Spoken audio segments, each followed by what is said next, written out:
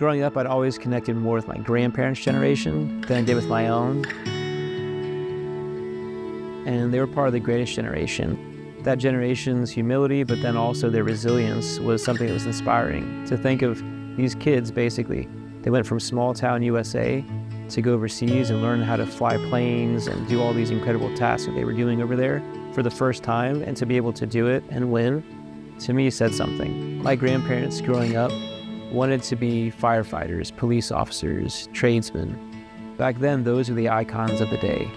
Those were the jobs that kids would grow up wishing that they could have. It's something that meant a lot to me, and it's something that really stuck with me, and it's one of the reasons why I got into law enforcement in the first place. My great-uncle Billy, he was a carpenter by trade, but then during World War II went to become a pilot flying a B-17 Flying Fortress. My grandpa on my mom's side, he was an engineer and worked as an airplane mechanic during World War II for the Air Force.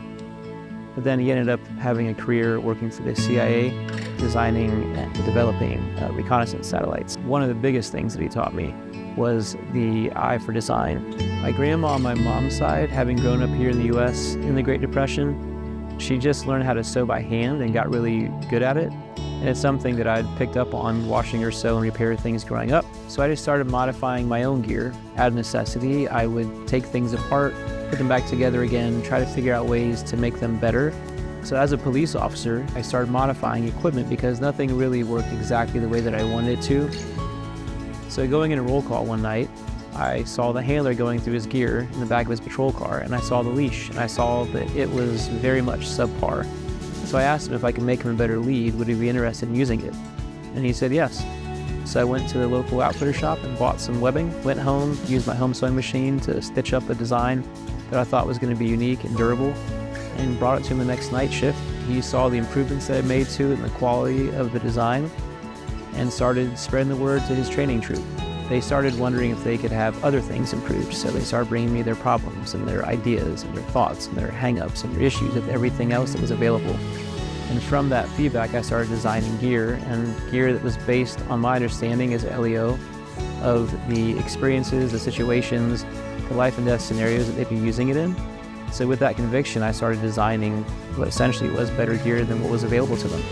And so I really had to ask myself if I was of better service to the community as a single officer, or by potentially providing equipment for every police canine on the planet. And so it was that sense that that generation, the greatest generation, is the reason why I went and stopped becoming a police officer and started full-time as a manufacturer. And from there, a company was born. My design inspiration and ethos comes from the ideals of the greatest generation. Back then, things were made to be repaired rather than replaced, and they were designed to outlast and outperform. And that's something that we work into every stitch of everything that we make.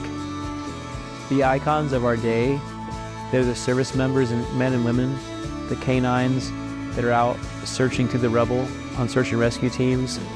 They're the dogs that are protecting their families, it's personal protection dogs.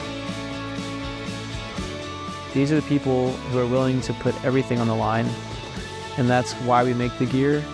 That's why we design our gear the way we do. We work that into every stitch of everything that we make. The idea of the greater good, the idea of sacrifice.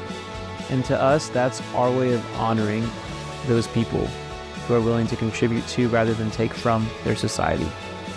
In everything that we do, we honor these icons, and we always will.